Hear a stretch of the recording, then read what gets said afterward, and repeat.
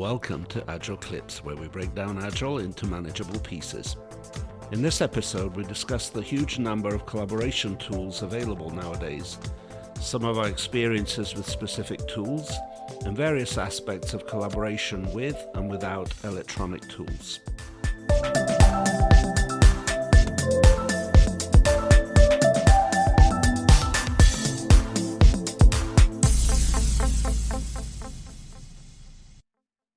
Hey Santosh, hey Andrew, how are you? Good. Excellent. How's yourself? Excellent. Good Long to see you. time. It's been Nice a to while, see hasn't you. it? Doing well, Yeah. thanks.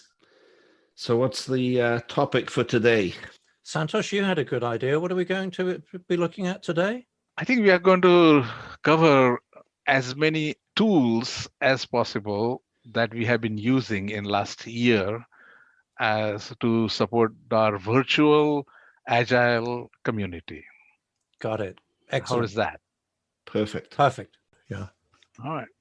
So I think the main reason why I wanted to talk about the kinds of tools that we have used in the last year when we are doing the remote working, and especially from the agile point of view. And some of the things that were good were not so good or indifferent. So that's why I wanted to get us going, since we have about a year in our experience. So we might take a look at and see different phases of the agile, I guess, usage and in the entire framework, and what kind of things really help, and anything that stands out. Because I've been asked that question quite a few times, and I think the other challenge also I'm seeing is that from the consulting point of view, it comes down to what tools are allowed by your client. Yeah. Because I was working at the banking environment, and they're very strict, and just even using Trello was not allowed. So that kind of a controlled environment, and the open environments. So I think that's what led my thinking is like, I'm sure there are people constantly thinking about, hey, I want to do retrospective. What kind of things are available that'll give me a very easy tool to work with, and it can be used across the entire geography. It doesn't matter where. So I think that's what the premise was of this topic. Yeah, it's a good one, isn't it? I mean, there's so many sides to this. There's how it's challenging what we took to be gospel for so long, that you would want to be co-located and work in real time and all of that. Right. As well as just there's I've been working as a independent consultant throughout all of this, and so it's my own budget that pays for the tools that I'm using. So I fairly quickly made a decision to just narrow it down to a small set of tools and get good with them. And the clients I have, it makes complete sense to go, look, we'll use my tool for this session and I'll give you access to it. And they're fine with that. And I've often thought how different it would be if I was somewhere where I didn't have that luxury, where I had to work with a tool, or I had to deal with procurement, or there was some decision made to use one particular damn fool tool that didn't do it all, or operating under other constraints. And I mean, you sent us over the list from Collaboration Superpowers. One hell of a list. Yeah. Oh my God. And that's what I thought. That was like, it's really comprehensive. It's growing. So it's collection, and maybe we have come across some of those tools. It's the most. Yeah. I know, what's her name? Elise Keith's list at the Lucid meeting. Right. And she has a similar list of 35 tools for online brainstorming and decision making. I know that she pulled together a sort of brains trust of people months ago to try and gather up a list of everything, and they stopped when they got to 200 tools. And now I look at the Collaboration Superpowers and go, oh, it's the gold rush, isn't it? Exactly. But I mean, that first thing, it gave me a different perspective. Like, Mm. oh, there is a collaboration, the brainstorming and planning side of things. Then you can go into the collaborative touch screens, decision making. So different aspects of using the different tools in a life cycle of any agile or any program or any product development. So I think And that's what intrigued me. yeah, it's um, the trade-off that I've seen is between flexibility. Back in the before times, we'd do things with stickies on whiteboards, and you could use them with any exercise that you knew to use on a sticky on whiteboard. Versus process. So particularly for things like decision making, do you actually want a more constrained tool that will actually walk you through a process? And of course, that's where I've got stuck on some of the retrospective tools, because they'll just do, what should we start, stop, continue? Well, that's one form of retro, but you're going to get sick of that inside 2 or 3 sprints, Right. So I've ended up using Mural for almost everything. Yeah, I heard Mural. I haven't personally used it, but I have seen people using it. I've heard them quite a bit, that people use it all across the board. Yeah. So, I was just looking at, if you look at the whole process, starting with the ideas and creating the backlog, the product backlog, and then going through the delivery point of view. I was thinking of those kind of stops in the middle. So, Yeah. creating the product backlog. I know teams have, or companies have, collaboration tools like Jira or Rally or whatever those things are, and they will use that as a backbone to store the as a repository of things. But as you said, if you still are using a like we used to use the stickies, and those stickies go transferred into the stories or epics or whatever in the background, but those sticky boards have to be there. You can't directly always go into the tool right from the ALM management tool. So what's your approach to that? Any thoughts on that? I know what I'm thinking. Steve, we haven't heard from you. Yeah, What are you thinking? we're using AHA for product management, Okay. which is really, really impressive. Actually, it's very, very easy to use and very powerful. So it's like a Kanban board. You can think in terms of releases and create tickets and collaborate on the tickets and have comments and so on. You can drag things from one release to another. You can get a schedule out of it. For product managers, it's really good because they can generate all the kinds of materials that they need for stakeholders, like presentations, just come out automatically. And you can use that to get buy-in for the roadmap and things of that nature. So it's very good. It has a Jira integration, although in our case, because of firewall issues, we don't have that set up. But it's fine. So all the planning is really done in AHA. And then when things have all been figured out and the requirements are clear, then we put the user stories go into Jira.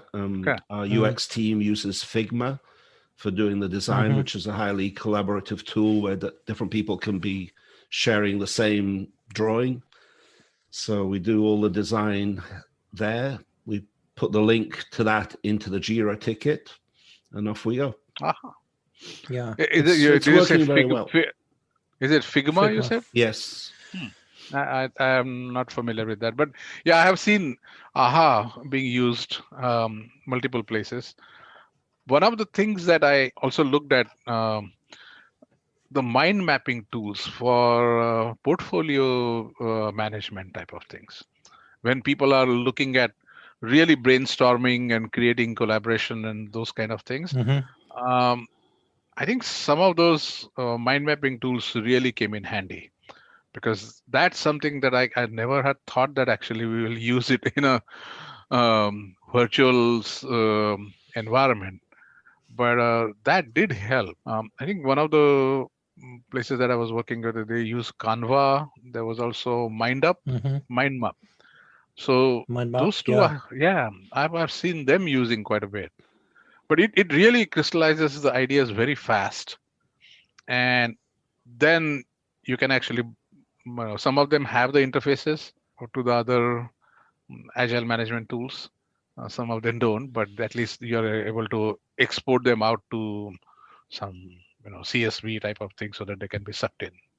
Yeah. So, but that because those are the kind of I'm looking at the funnel where the ideas funnel are coming in, and then you're putting that together.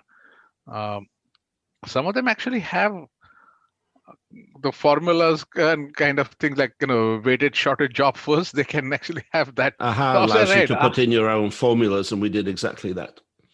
That's perfect.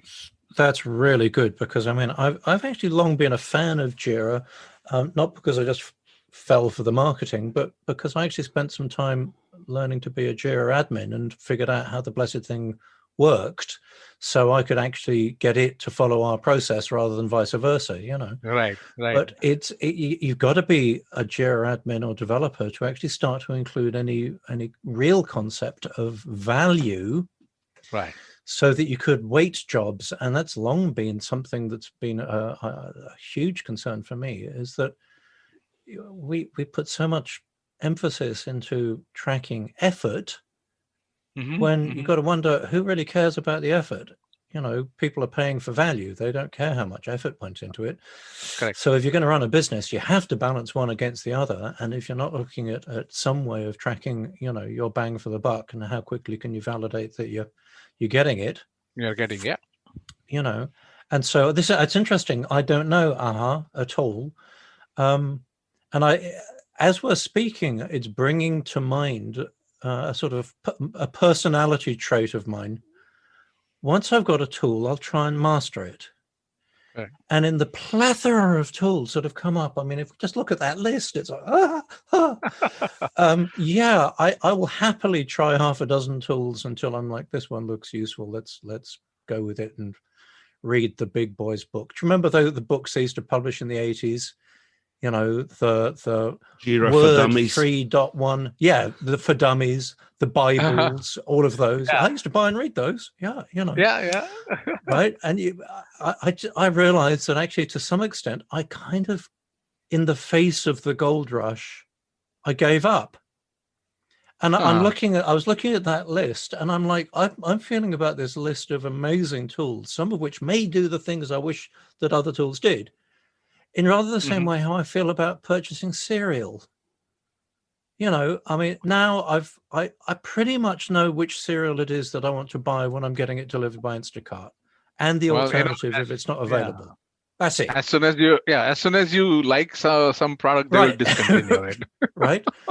Because if I not that I walk into stores anymore, but if I did, you go and look at the cereal aisle and you go, there's a choice of 700 cereal. Well, how do it's what's his name? Barry Schwartz. Barry Schwartz's wonderful book, The Paradox of Choice, where it's an expansion on the idea that we thought that choice was a good thing, but when you get too much of it, it always leaves you with this nagging feeling that you probably didn't make the right choice. Right. Yeah. You've only got like 3 options. You pick the one that looks right and you're satisfied. When you've got 300, you do your research and you pick one, but you still have this feeling that you probably didn't get the right one. And it actually makes the experience worse. And I've just realized I've been having roughly that experience right now, looking at this list of pesky tools, thinking, oh, I should have looked at AHA. Oh, I mean, I've heard of Figma, but maybe I should have spent longer looking at Figma. And I tried Canva. I didn't like Canva. No, the other one that I've used is called Ideas Board. Yeah. And that seemed to, I mean, we used it basically for retrospectives. So you can create, like the one that you were saying, you can create different flavors, like what is working, what's not, what should, blah, or you can name it differently so that it makes it interesting. But one of the things that I noticed from based on people who are using it, any tool that has platform independence. So you should be able to use it on your laptop, on your PC, or on your phone, uh, um, any mobile device. And if you have that consistent interface across that, that's the one people Yeah. slowly migrate to, because then the environment or the device doesn't become a limiting factor. And as long as you don't have to relearn the same tool on a different device, then people Yeah. are also a lot more amicable to migrate to that, even if it might have some limitations.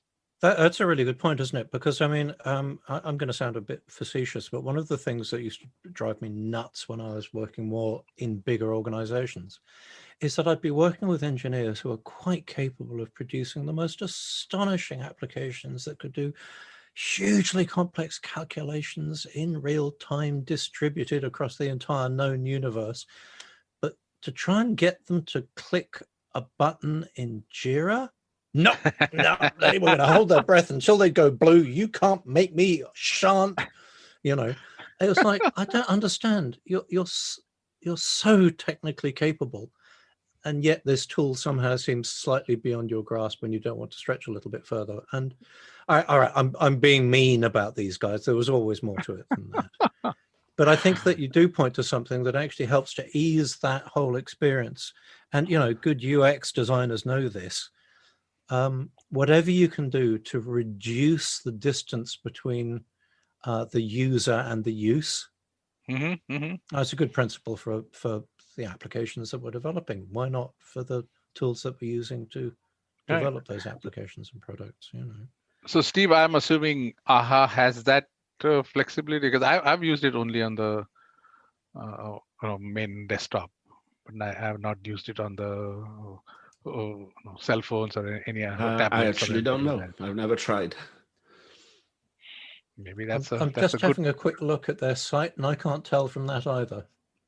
It would be hard to manage, honestly. I mean, it really benefits from having a pretty big display. But you know, that's one thing that I noticed is that the ideas board is, you could use it on your cell phone, you could use it on your tablet, and with the drag and drop stuff, really made things a lot easier. And one of the things that I had asked my teams to do is don't collect the ideas for retrospective at the last day. Every stand-up used to say, any retrospective ideas you want to add? And with the tool, they were just clicking on it and adding those things together. So we had a good collective ideas at the end because of the flexibility. So I think that's where I'm going, in the sense, even for the funnel, when you are doing the portfolio or any of these, when they have that aha moment, no pun intended, but you know, well, that was you wonder where they got the name from, don't you? Right. But those are very different tools, aren't they? Idea boards is closer to something like Mural or Miro or any of the online whiteboards, where they're designed to work with unstructured data or minimally structured data. Where something like AHA is definitely going, look, this is a big, complicated thing. If you're going to actually have an organization which has some requirements around governance, where you want insight into how you're making progress, you're going to have to structure that, and you're going to have to put some discipline to it. So, you know, these are all horses for courses, aren't they? They're all very different tools, you know. Yeah, I think that's, you bring up a very good point, in the sense that when you are right from the get-go, if you have the tool that has that depth. So, for example, if you are creating, say, initiative level ideas, it should have the structure to build that down to the lower levels, all the way to the story. May not have to build the story, but at least create that hierarchy and those kind of things right from the get-go, so that you're not exporting, then importing, because as soon as you export, it's old. You have the broken link. So if there is that, which one is true? How do you bidirectionally update things? Those kinds of, I guess, challenges. And then the use, people don't want, they're saying, if this becomes a project by itself, I don't want it. Right, which has always struck me as being a little bit wishful thinking. I can remember back, we all know each other from back in the PayPal days, and I can remember back then senior people going, heaven's sakes, isn't there just a tool that does this? Yeah. And we're going, well, when you is there an app for this, right. When you say this, we're looking at something where there's, hundreds, maybe thousands of different entities and potentially millions of relationships between them that are going to be expressed differently in different ways at different points of the organization. No, there isn't a single tool that does this. Well, there is. It's between my ears, but I haven't yet. Right.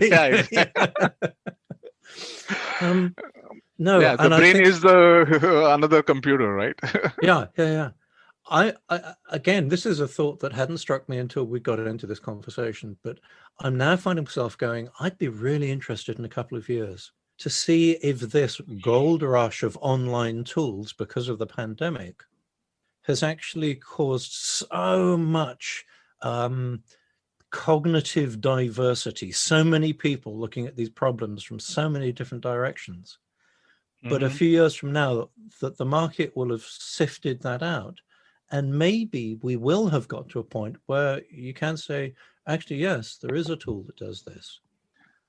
And this is something which is this multidimensional beast of, organization and product management and, program management and people management and the interconnectedness of all of them inside a complex and ever-evolving marketplace. That'd be interesting. We're using Teams, and I have to say it's very impressive. It has really improved a lot in the last 12 months. Yeah. So first of all, we were using it mostly for the chat kind of capability. But as the web conferencing has improved, we use that a lot, obviously. And just the way those things are integrated, it's really powerful. Just the fact that you can set up a meeting and then it becomes basically a channel and you can communicate with people, even if it's as simple as telling them I'm going to be a minute late or whatever, but keeping notes of the meeting and collaborating afterwards. I find that to be really good. It's very seamless. And then the other thing is there's so many tools. They have Kanban boards, lists, planning tools. I mean, they're not by no means optimized for agile working environment, but there's just so many different things to try and use in different situations that it's good. I find myself being of a certain age here and thinking back to when the communication technology meant a rotary dial phone. That was it. And it seems, looking back, so much, that there's an appeal to that simplicity, that was what you had, so that was what you used. You'd pick up the phone, you'd call someone to talk about it, And it's interesting, isn't it, that this paradox of choice that we're faced with right now. We also have, coming from the DevOps side of things, we have the names escapes me, but it's the tool of choice of all the developers. So the things that are being built, you can hear that knock, knock, knock on your Slack. Slack. Yes. Slack is like omnipresent on everyone's tool, and it's like the backbone of communications. The only thing that I have not seen being used, that's like real-time communication going on back and forth, and that could be used with the other tools like Jira or Rally or whatever, so that all those ALMs can be kind of combined. But otherwise, people use Slack to run the whole builds, and they can see the whole thing that is going on. So I've seen the DevOps folks very rely on that like a constant update boards, and they will constantly go to Slack and see where things are.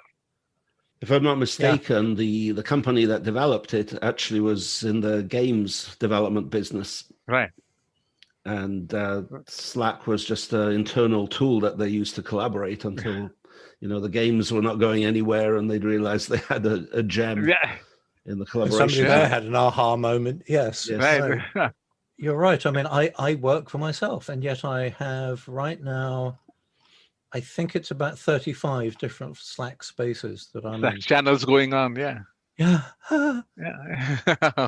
Yeah. And that knock is you can constantly hear. Bane of your life. Yes. Yes. It's funny. One of the ones I'm in is one of Jürgen Apollo's channels, and he broadcasts people's achievements in his ecosystem through Slack, and he's got a whole automated workflow that does it. Wow. And as a result, I've had to remember to turn down the volume on a laptop if I've got to leave a laptop on overnight, because if not, at about 2:30 in the morning, I start to hear this. Yes. Yes. What's going on? Who's there? And it's 57 people being acknowledged for their achievements by Jürgen. Wow. No, I mean, what I'm trying to get at is, why is that so popular? Is because the ease with which you can distribute and track, and it becomes a knowledge repository. Well, yeah, and I think they've got very good at connecting up with other tools, with plugins. I think that's in a way how you get to answer isn't there a tool that does this? You go, well, kind of, yes, there is, but we kind of have to assemble it ourselves. It's going to be our own Frankenstein tool, but people have made that possible. It tells me like an octopus. It goes all over the place and connect based upon where things are, and then it can run through that. So Sorry, go ahead. I was going to say, but that you refer to it as being like a knowledge repository. I'm not sure how successful it is at that, because most people have the free one, which caps out at 10,000 messages. And unless you stump up the money for it, then anything more than that's gone. That's true. Of course, yeah, I've seen it. I've seen people going, you know what, this is really good for short-term, near real-time communication. But for longer-term knowledge repository, that's still a big problem in our whole industry. Knowledge management, personal and organizational knowledge management. That we could have a whole session on just that. Yeah, well, I think it also creates junk data also so much that they can have to filter out, because people use that as a Slack. They're in the meeting and they're slacking to the other ones. This guy is bozo. Those kind of things. Oh, so yes, and that leads to another session we can have about facilitation techniques. Yes, so, that's Mr. Bozo to you, by the way. Yeah. What I'm getting at is the tools themselves. Under the flexibility header, can create some just noise. Yes. So you need to be little careful about how you filter out that noise. Yes. You're reminding me of something that happened to me where there was probably about 10 people in a sales call, in an actual meeting with a customer. And the customer asked a question. And at the time I was a subject matter expert. So all 10 people started chatting and asking me the question whilst I was back in the office. And they got to the point where I just said, and what was happening is I had to look something up. And every time somebody chatted, it brought up the chat tool and it was covering my other app. So at some point, I was just answering to everybody saying, stop pinging me because I can't get you the answer. Talk among yourselves for a bit, fellas. God. Oh my. Yeah, but that's another aspect of these tools, is that people are expecting answers. And like time horizon has shrunk to nanoseconds because the thing is so much open, and then it becomes again a nuisance, or sometimes like, why I have this app open, because it creates a more nuisance, and then they're asking some tough questions to get it answered right away.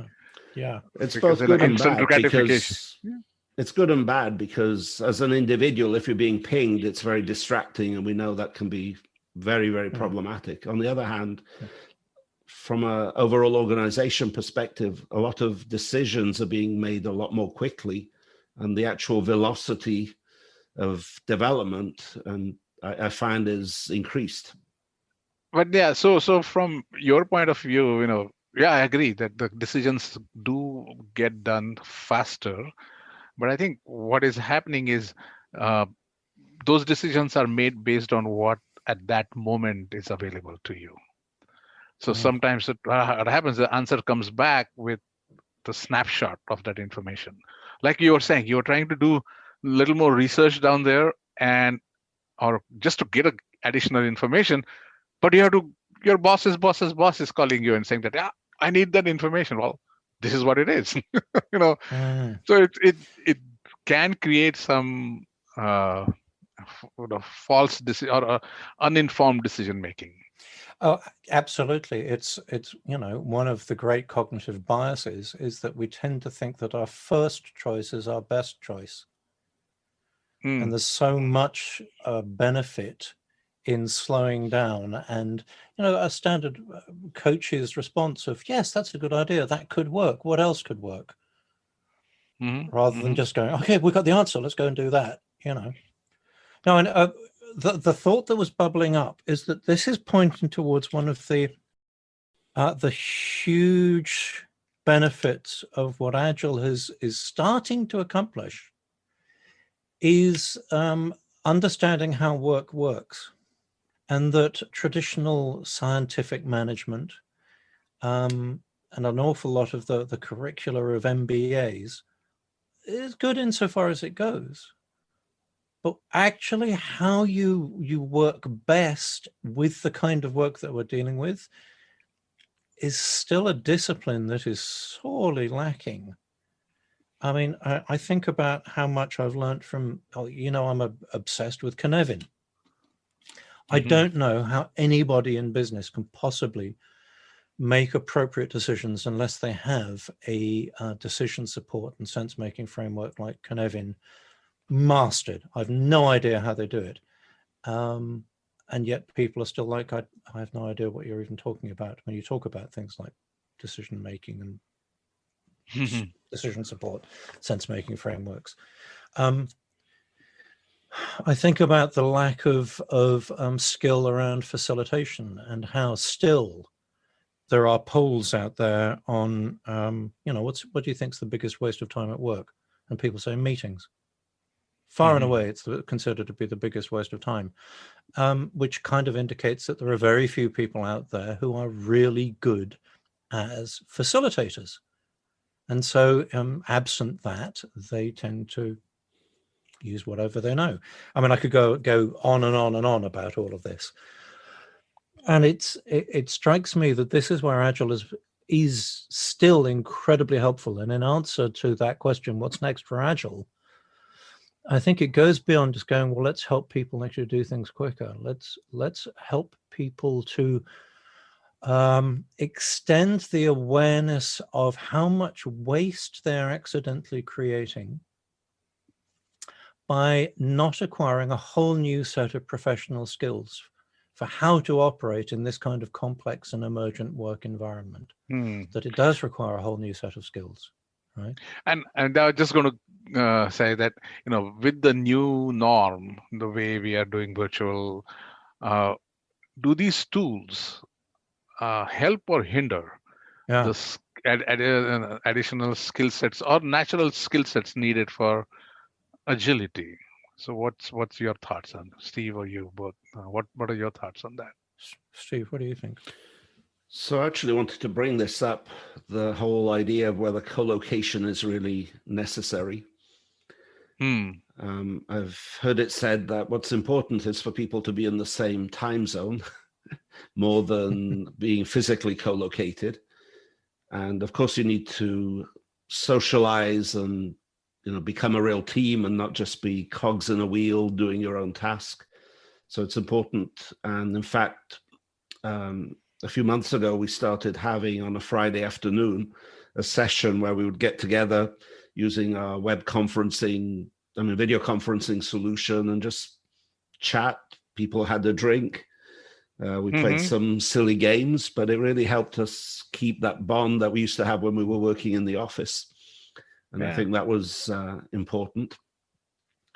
In general, I think that what's really important is the coming together of the minds more than whether people are really co-located. And I remember that one organization did a study and they found that productivity was actually a little bit higher when people were not co-located.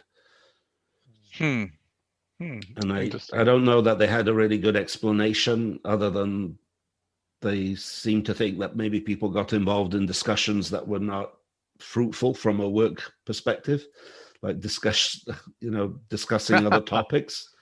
But I don't think there was anything conclusive. I'd love to find out what they meant by co-located, because I mean, if they were just like, well, they're all in the same building. I mean, so many open plan workplaces that I've been in, where you look at it and go, there's no benefit of co-location here because everybody is wearing headphones because they are actually being interrupted and distracted. The few who've had the option of setting aside a room for the team to work in and to agree how to work together in there so they're not interrupting each other. This is actually, they've learned how to pair or to mob program, or they've actually learned collaboration skills. So they don't interrupt each other, they work together. That kind of co-location, that I deeply miss, that thing where there's a phenomena of what it's like to actually be in the same physical space as somebody else. I mean, I suspect that what we're learning now about deeper neurobiology and somatics and understanding that the body is not just there to lug the brain around. It actually has quite a lot of work that it does by way of communication, both outwards and inwards, which seems extraordinary, except now we have plenty of biological evidence that's how it works. That I really miss. And I'm right there with you, Steve. There's nothing like getting together with a few people online to have that conversation and lark about. And I've actually found that sort of one-on-one collaboration like this over Zoom or whatever, particularly if there's then a tool that you can both reach into online. So it's like you're moving stickies around together and touching the same things. That I find easier like this. But I really miss that sense of the band has hit the groove. They're really all playing together now. You know what I mean? Yeah. And by the way, I was just going to say, one company I worked in, actually, we made video conferencing equipment, so we had an advantage, but right. We used to just keep it on all day. Even if we were working on our own thing, the team would just be in a video conference, and at any point you could just say, hey, Fred, how about this or that? Yes. One of the clients I still have at the moment, it came as a shock to me when I discovered that, we were doing stuff on Zoom, but that was usually my account. And it's quite a small company. There's about 80 people there. I think only 3 of them actually had paid Zoom accounts. And so the rest of them were thinking of Zoom as a 40-minute restriction. And I think back to the early days of Skype. When I was in Australia, I was working in a tiny little company. There were just 3 of us. And we'd often pair doing exactly what you just said. We'd fire up Skype and we'd just leave it on. We'd have multiple screens and we'd just have our buddy on a screen beside us. So you could just work. And it was easy to turn across and go, hey, Bill, what do you think about blah, blah, blah? And, get engaged. That was awesome. How did you find, was it multiple people staying on the video conference at the same time, or were people working in pairs? Tell me more about the experience of that. No, it was, everybody was there. So there was a team of, I don't know, 8, 9 people, and we just had it turned on all the time. Did you have any one other of the- tools that you could collaborate through? So you could tools that you could collaborate through, so you could communicate, but there was also stuff where you could, I don't know, drive each other's keyboards or whatever. Did you use any tools like that? I was not a developer at the time. I don't know if the developers did screen sharing for that purpose. Right. I know that sometimes people would drop off and work as a pair, so they might have done that. Yeah. So yeah, one place I worked, we actually had like agile doctor is in type of thing. Yeah. So agile coaches would be there for maybe hour or 2 hours a day, depending upon whoever is available. They will sign in, and people would just go in and out of that Zoom, and that created like a virtual, doctor's office, and that really was quite helpful for. They knew they could go there on that every day around that time, and they will get the things answered, or at least somebody will follow up if there is anything. But that that was like a camaraderie, and people used to Wow. sometimes just come in and just say, no, I have no questions, I'm just here to listen to what people are asking. So yeah, it was like a Nice. community room. People used to chat and get some. So people were thinking, yeah, this is something, a knowledge base. People are just there talking to their problems or giving some ideas. So yeah, I've seen that happen. And the client had offices all over the world, and depending on people would get out of their bed at night and join that call. So yeah, there's a party there going on. You just reminded me of something that I heard fairly early on in the pandemic that made me laugh. Have you heard of the game Red Dead Redemption 2? No. Well, No. a big online open world game, multiplayer game. And I started to see reports of, like management teams who'd all get themselves a copy of this game because it had a feature where you could bring everybody together around the campfire to tell stories at the end of the day. And this is where they were holding their meetings. And they were absolutely loving it because you can imagine the shift of context of it being like, well, I'm now actually playing in basically a cowboy Wild West game, but I'm having a business meeting here. Yeah. Completely different flavors of meeting were being held. I'm like, that's really interesting. I've known coaches who have trained teams in World of Warcraft or in Minecraft, where they're actually using the existing online multiplayer capabilities as new ways of actually teaching collaboration. So it's interesting, isn't it, that it seems as though the games industry is really helping with all of this. I'm tempted to say something really cheeky about how it's the games industry and the pornography industry that drive innovation, but I don't know quite how we can pull that into this conversation. Moving on. The game thing that you were just the exec meetings. There is a company in Half Moon Bay, and it's called Goat Meeting. In the sense, they arrange these meetings. But while they are having everybody there, they have a goat on the screen, a live goat participating in that meeting. And people are like, that's a discussion point. That's like a relief valve. And people are watching sometimes wonderful. The goat. It's called Goat Meeting. And they have been booked solid for months out. That's so great. I've just Googled it. And you're absolutely right. There they are. Goat-2-meeting. Oh, that's so naughty. That's brilliant. But yeah, it's that gives you a channel. It's like offsite meeting with the goat farm. Oh, that's just so great. It makes me think of one company I worked in. It had one of the best cultures I've ever worked in. And one of the things was we had a dummy called Freddy. Yeah. And this dummy would be taken into meetings that we knew would be controversial. And if anybody started finger pointing, we'd say, no, it's Freddy's fault. Now let's talk about the solution. It doesn't matter what happened. Right, bloody Freddie, we just can't get rid of him. He's a menace. That's That's excellent. brilliant. That's Yeah. brilliant. Yeah. It's almost like a parking lot. We just shoot that Yes. guy.